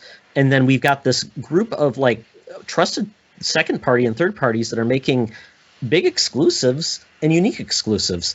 One of the ones that jump out, or two that jump out to me, is studios that now Microsoft owns as part of ZeniMax SystemWorks, Arcane and Tequila Gameworks, has games that are not even going to be on Xbox for we don't know how long. Yeah. That's Tequila, Deathloop, and Ghostwire Tokyo. That's kind of crazy, right? Very. Yeah. Very. Microsoft has been pretty okay with putting games that they own on other platforms. You've seen it with Minecraft. We've seen it with Mike, for example, they put Banjo-Kazooie and Minecraft, even Super Smash Brothers, right? They still release Minecraft on PlayStation consoles. You can still get it on Android phone, or not Android phones, like Apple phones and Android phones. You can still get it on non-Microsoft things. So the fact that they're still releasing some stuff on other consoles, even though they own Bethesda now, it's not too surprising at this point. I will be shocked if down the road they're still releasing things. Maybe not Elder Scrolls. Maybe like whatever comes after Elder Scrolls 6, or maybe the next Fallout or whatever. If those are coming out on other consoles, I will be a little bit shocked. But it doesn't surprise me too much that games now are going to be coming out on everything, because I would assume that development started on those consoles already as Microsoft acquired Bethesda. So yeah, but down the line, 8-9 years down the road, if they're still coming out on other consoles, I will be a bit shocked. Yeah, I mean, I think there's a lot of deals that were in place that I don't think Microsoft got to do it as part of the deal. I think they had those obligations had to be upheld. Because there's probably financials included, and unless Sony said, "Yeah, we'll buy it so you can have it." I mean, those are things. And I think there's going to be more games that were already decided that will come out later that we'll see those things as well. That's why Phil Spencer, because Phil Spencer, now it's official, could say those are the last 2 games and the rest are coming. I think he doesn't want to piss people off and say, oh, well, Indiana Jones is also going to be on those platforms because, by the way, that was under a different deal. It wasn't by Xbox, didn't own them at the time. So we'll see how that goes. But yeah, I mean, it's just an interesting perspective of these games where Sony's getting a lot of deals with a lot of different publishers and going to have exclusive. Final Fantasy VII Remake, still not announced for other platforms. Final Fantasy 16, Square. Also, Forspoken from Square. And then there's just a bunch of other ones. Housemarque, I always thought that they would buy, Sony would buy Housemarque with Returnal. Haven't. And then they've got a bunch of they've got some other little games. They're like Kena, Bridge of Spirits. That's an indie studio. Stray, I believe that's another indie studio. Little Devil Inside, another indie studio. And then Destruction All-Stars, which a game that PlayStation was going to launch at $70 was given away for free on PS Plus, and now is actually $20 if you want to buy it. Not too bad. Yeah. I played Destruction All Stars. Wouldn't have been worth the $70. I did download it for free. I don't want to talk too much crap about it, but it's for $20. I think that's a fair price. $70 that game would have not sold. I feel like reviews would have been harsher if it was a $70 game. Yeah. I feel like the fact that the reviews are kind of just in the middle, it's kind of just like an game that kind of has to do with the fact that it was given away for free at the beginning. Because again, if that was a full price $70 game, games here in Canada are $79.99. So it would have definitely been reviewed a lot harsher. So I think Sony avoided a bullet for by releasing it for free in the beginning. Yeah, so I mean, these are the partnerships they've got to fill some holes during this year. I think it's kind of an interesting how they picked, and some of these games will be on PS4, will be on PS5. So, I mean, these games will definitely cater to different audiences. RPGs, we've got a weird, different, shooting game with Deathloop. We've got a weird anime, Japanese anime style game with Ghostwire Tokyo, an indie like Kino, which looks really charming and beautiful, awesome. Like an action platformer. Stray, a weird game where there's a cat. Little Devil Inside, which looks like the most charming indie game about a guy who's hunting these big beasts with this old guy. And then, yeah, I mean, just a bunch of different things that is going to propel them through this year and maybe into next until more of their studios start putting out more games. So. And some of these are free on PS Plus. Oddworld Soulstorm, a game I don't think anybody was really interested in, is now free this month if you want to get it for free if you own PS Plus. I didn't even know it came out. Yeah, I downloaded it and I may play it, but yeah, it's a prettier version of those games you probably already played back in PS2 or PS1. Yeah. So let's pivot, gentlemen, because we talked about the games and the studios and their approach to what games they put out, but now we get into their services. So PS Now and PS Plus. So PS Now is $60 for a year, or you can pay $10 a month. So depending on how you want to get it. PS Now is downloadable PS4 games and PS2 classics, streaming PS3 games, and anything else. And you can stream any of those games on PlayStation 4, 5, and PC. So that's that service that stands alone. It's basically all the games you want to play. There's 800 games now. I think there is over 400 PlayStation 4 games, which is pretty phenomenal. And then about 300-ish PS3 games, and I think about 50 PS2 classics. Still lacking PS1 and PS2 games natively. No Vita or PS Plus from that platform. And then we've got the PS Plus, which is essentially their old game or Xbox Live Gold, $60 a year, gets you free games, discounts, and streaming. And I think they even now give you a couple of months of their animation services. Maybe. Don't know. Yeah. Maybe. And they also give you now the PS Plus collection. Yeah. So I think that's where we're at. So that's kind of like their services overall. So you don't really need either or. But if you want to play online, non-free-to-play games, it is $60 a year. So right now you are getting PSVR games, PS4 games, and some PS5 games for free every month. The PS Plus collection was just announced and given with PS5 members, where it's 18 of the best PlayStation games you can play, which is great. And then they've been adding also for free outside of this, they call the home collection, I believe. The stay-at-home collection, where they give you Horizon Zero Dawn. They give you Ratchet and Clank was last month. So, so that's the services they have. Are either of you subscribed to the services? So I do have PS Plus. Again, as I play a lot of games online. Back when before Monster Hunter Rise came out, I was playing a lot of Monster Hunter World on my PlayStation. Outriders now, a little bit of Call of Duty here and there. Don't play it too much anymore, but I do have it. Decent service. Again, I know we're talking about PlayStation, but I kind of have to compare it to Xbox, where I look at Game Pass, and that is one of the best services ever. And if you compare what that gives you to what PS Plus gives you, it's PS Plus on the surface looks like a pretty decent, deal with all the free stuff and all the discounts, but then you get Game Pass, and it's free games, and sometimes you get new games for free. I know they put Outriders on the console Game Pass day one. And when I compare the two services, MLB. It's like, oh yeah, MLB The Show is going to be coming out soon, which is crazy because that was a Sony game forever, which is actually kind of crazy. Launches tomorrow. Yeah, oh yeah, there we go. So even though PS Plus is a good service, I feel like they can be doing a lot better, especially with how good the competition is doing. I'm not even going to talk about Nintendo because they, yeah, it's not a terrible service. The PS Plus collection was really cool. When I got my so there's actually a lot of PS4 games I hadn't played. God of War, you brought that up earlier. I actually hadn't played it. But when I got my PS5, I saw the PS Plus collection there, and I was like, oh, I can just download God of War. That's really cool.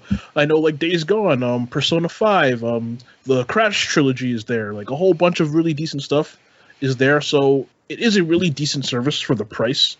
But when I compare it to Game Pass, which is basically the same price, that gives you Xbox Live Gold, so you get those free games. Well, Game Pass Ultimate does. Game Pass Ultimate's $180. That's what I was going to say.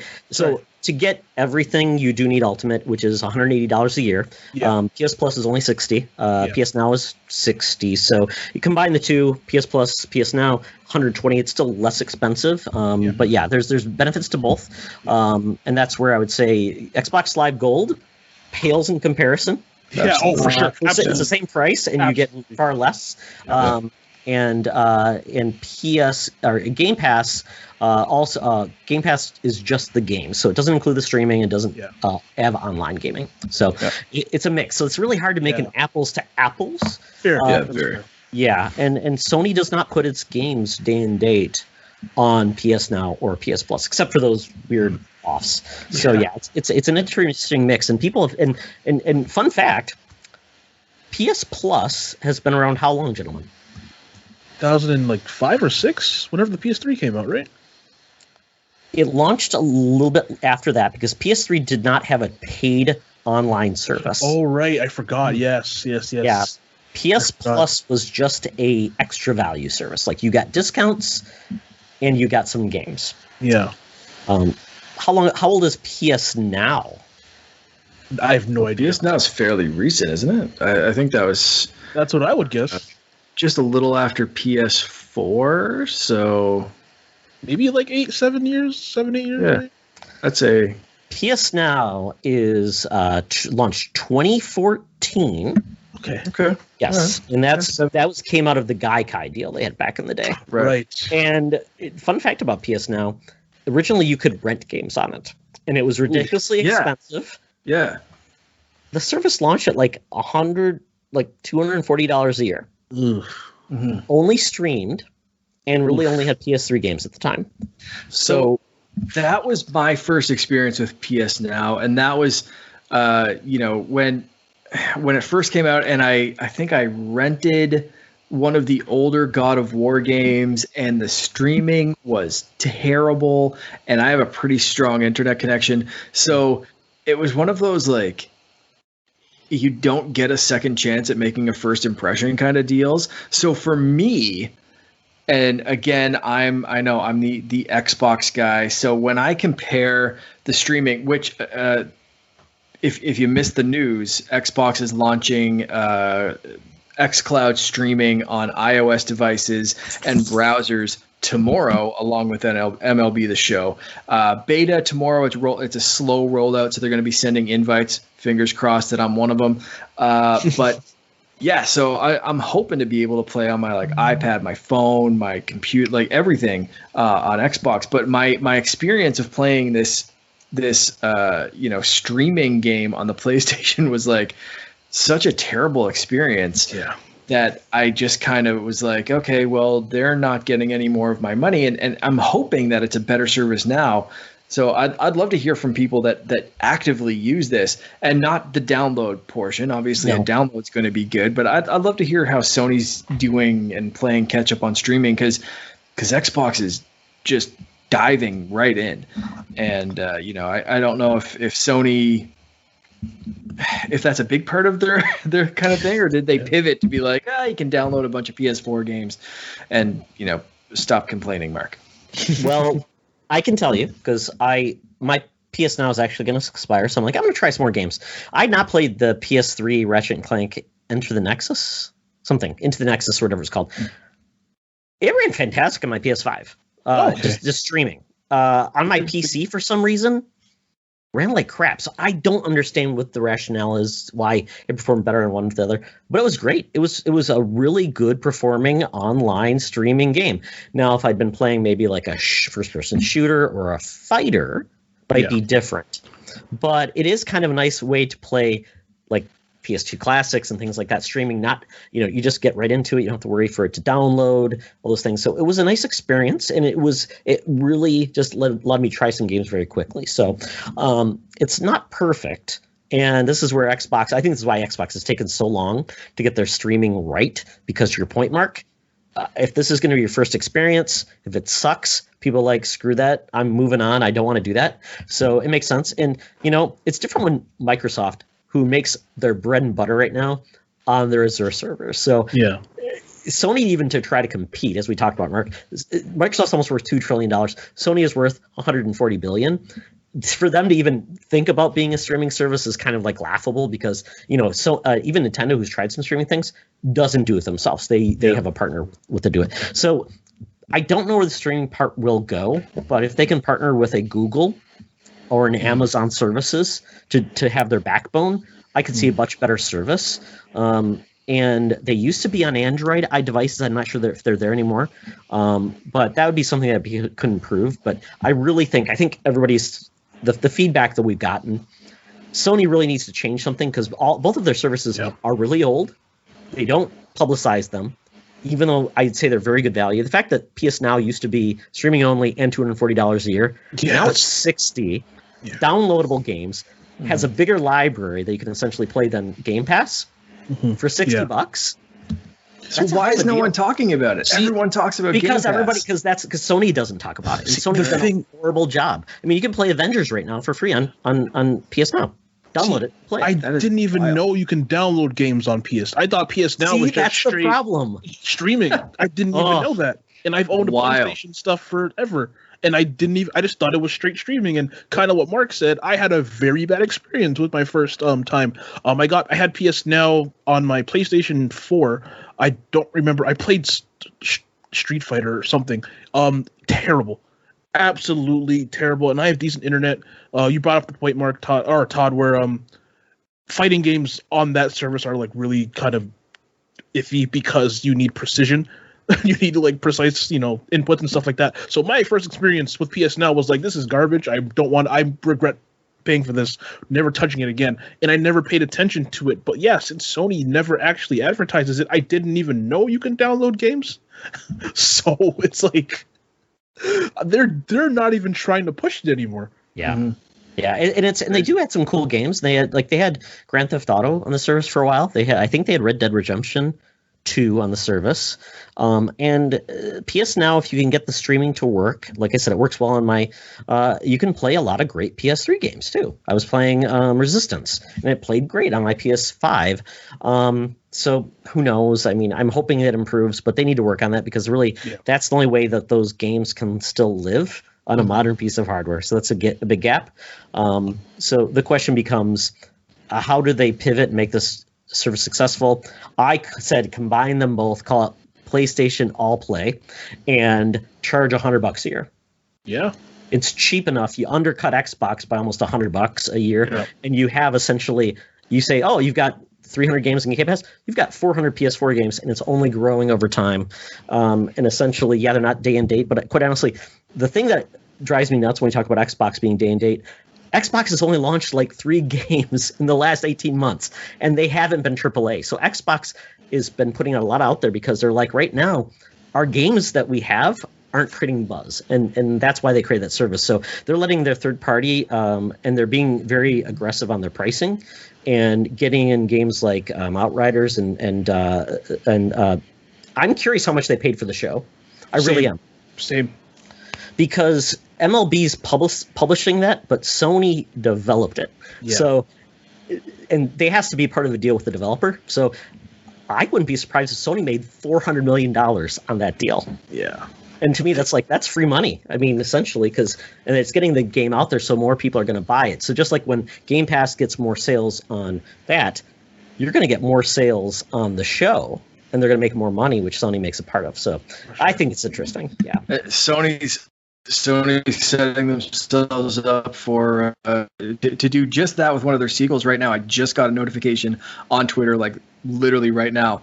Horizon Zero Dawn Complete Edition is free to claim on the PSN store. Right meow.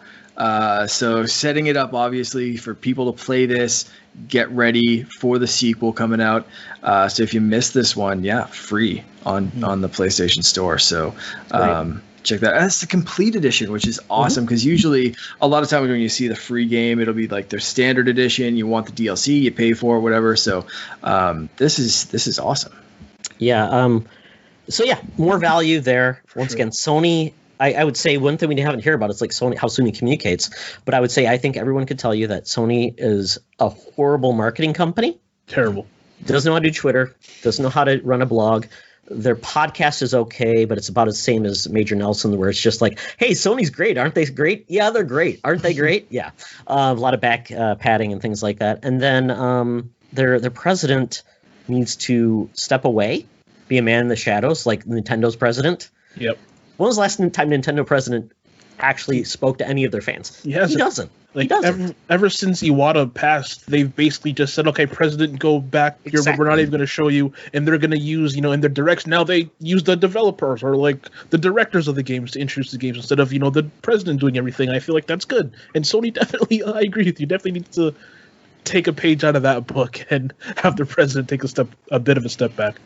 Yeah, Herman Holst would be, I think, a great candidate. He basically created, he's the behind Guerrilla Games. Now he runs Sony's studios.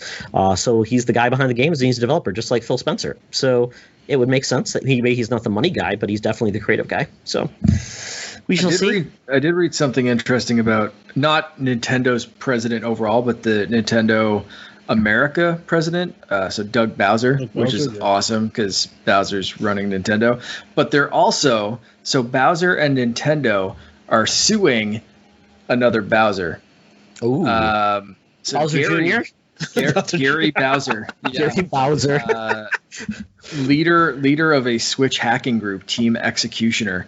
They're taking that Bowser to court. So it's Bowser versus Bowser for the future of Nintendo, which is just the weirdest thing I've ever said on this show, and I've said some weird shit on this show.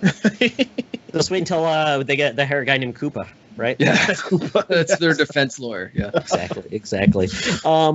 Lastly, though, hardware, PlayStation does something unique that the other systems didn't do, except for Labo VR, which is a VR system, which was the industry leader for VR sales, but I think the Quest is probably overtaking it. But they have announced there's going to be a new VR system. PlayStation has started including VR titles in their PS Plus. They've talked about the new system will be less cumbersome with one cord, have actual real controls, and they continue to push VR new games, which is kind of crazy. So I don't know if this is something where they can do what Quest has done, a very affordable system, potentially make it wireless with an update like Quest has, and still connect to a powerful machine. But this definitely puts it in a different place than Xbox and Nintendo, where they haven't veered that way. So it's a differentiator in that area. If you like VR, that's the only way you can get it on a console. But Quest has definitely changed that game with not needing a system. So it'll be interesting to see how they adapt. And I've heard PSVR is actually a very, very good VR system. When it came out, I was kind of skeptical because I'm just like, Sony, they have released peripherals and and they haven't been that great, like the iToy and the PlayStation Move. That were kind of like, eh. So when it came out, I was kind of skeptical. But even though I haven't used it myself, I've asked people about it. Apparently, it's a very, very solid VR set, especially on the PS4, which has very old hardware. Gotta remember that thing came out in 2013 and is probably running hardware from like 2012, if we're being honest. And so the fact that it worked that well on a very old system was very shocking. So I'm actually really interested to see where they go with the PS5 version. Obviously, PS5 significantly more powerful than the PS4 is. I'm going to assume the VR headset's also going to be significantly more powerful than the old headset was. So I might actually dip my toe into that and give it a try, if I'm being honest. It will be interesting to see if Sony can partner with Valve, because Valve has they have the high-end market covered, but if they could partner with somebody to get their games and get a revenue stream on lower-end hardware like Half-Life Alyx, I played on my Oculus Quest with Link, and I really enjoy it. But I think with the PlayStation 5, which is more than capable, and a better system, that could be a really cool way to play awesome PC games on your console with that power. That'd be pretty cool. Because, even if you want to do high-end stuff with Oculus Quest, you do need a system that probably requires a RTX 2060, which try to find a laptop or a PC with those graphics cards. It's harder than a PS5. So for sure. Yeah. So, and maybe that's where Mark would dip in, if he finally decides to get a PS5 in 8 years when his PlayStation 4 no longer works because the battery dies. Maybe. Yeah. No, for VR, I'm still definitely leaning. If I get anything, it's definitely going to be a Quest 2 or Quest 3 eventually. Wait for a 3, Mark, because they already screwed us with the Quest 1. Yeah, exactly. It seems like Facebook's iterating pretty regularly on that. And there is a Facebook gaming thing coming up, right? Like there's a conference coming up, I think the end of the month or early next month or something like that. Yeah. So I'm kind of holding off. But the wireless is just the complete selling point to me. And I know they're saying like they want one simple connector this time. So maybe I'll see how it goes. But yeah, so far that wireless bit for the Quest is way more appealing. Yeah, absolutely. Well, folks, we gave our pitch on the state of Sony. If you have thoughts on how it's going, if it could be better, and maybe with this announcement and kind of the mea culpa we had on the PS3 and Vita store not closing, maybe that's them finally getting it and finally realizing they need some good press and either shut up and do good things or say something and really deliver. So I guess we'll see. As of right now, we don't know. We'll hear from Sony again. So excellent. Well, Omar, thank you for joining us, man. Thanks for having me. Thank you for having me. This has been really fun. It's not often I get to talk about, because I'm in the esports world. It's not often I get to talk about just general gaming news. It's often just esports stuff I get to talk about. So it's been very, very refreshing to just go over everything with you guys. And I actually learned to see. I didn't know that PS Now you can download games, and I might go check that out now. I'll dust off my PS5 that I haven't touched in like 2 months and go, or other than Outriders, and maybe actually go and check out some PS Now stuff. I just didn't know that you can download anything. Download stuff off of it. Tell him Todd sent you. Exactly, I will. He gets a cut. Oh man, but yeah, thank you for having me. It's been a blast. Well, tell people how they can follow you on the internet and wherever you may be. So I am very active on Twitter. If you want to follow me on Twitter, you can find me at _Meezus. That's _MEEZUS. That's also my Instagram. I stream about 2 to 3 times a week. My Twitch is the same thing as my Twitter, but without the US at the end. So it's _Meez, the THE_MEEZ. So I stream about 2-3 times a week. Play a lot of Halo. I was watching Family Feud with my stream the other day. That was really fun. So yeah, those are the places you can find me if you want to get to know me a bit better. You showed your Canadianness by saying Zed. Zed. Yes. Oh yeah, there you go. The only time I say Z is when I talk about Dragon Ball Z. Every other time I always say Zed. I remember there was a game called Gallic Z. And it was like spelt like Gallic-Z. Yeah. And I said something like Gallic Z, or as it's known in Canada, Gallic-Z. But I spelled out Z, like Z-E-D. And the developer was just like, yeah, we didn't think this through. Actually, I have like a vinyl soundtrack for that game, like randomly. Yeah. It's anyway. Very good. Well, thank you for joining us. It was a pleasure, and you're always welcome back if you have anything you really want to talk about. Maybe Smash Brothers, coming back to Evo. That'd be pretty cool. Hopefully. Excellent. Well, Mark, tell people how they can find us. Well, if you want to find us as well, but I think you should follow Omar instead this week. But if you want to follow us as well, you can follow us on Twitter at SecretFriendsU, at @the_Canardian, or at @TOxter. I'll let you figure out who's who there. You can subscribe, rate, and tell your friends all about us on YouTube or podcast services around the globe. We also have shirts and a bunch of other different swag stuff over at TeePublic, so you can follow us there. And we're trying to keep the designs fresh and fun, and they fund some projects that we have on the go. So you can help support the show and get some funky swag as well. Well, excellent. Well, thank you everyone for joining us. Hope you had a good time. That's all we want to do is provide a little bit of gaming goodness in your ear. It's always better to game together. Smooth. Mickey has friends wherever he goes. Not here.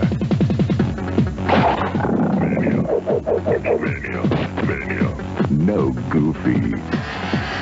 No Minnie. No Mercy. Mickey Mania from Sony ImageSoft for Genesis, Sega CD, and Super Nintendo. Game systems sold separately. Also, look for Mickey Mania game tips in specially marked boxes of cinnamon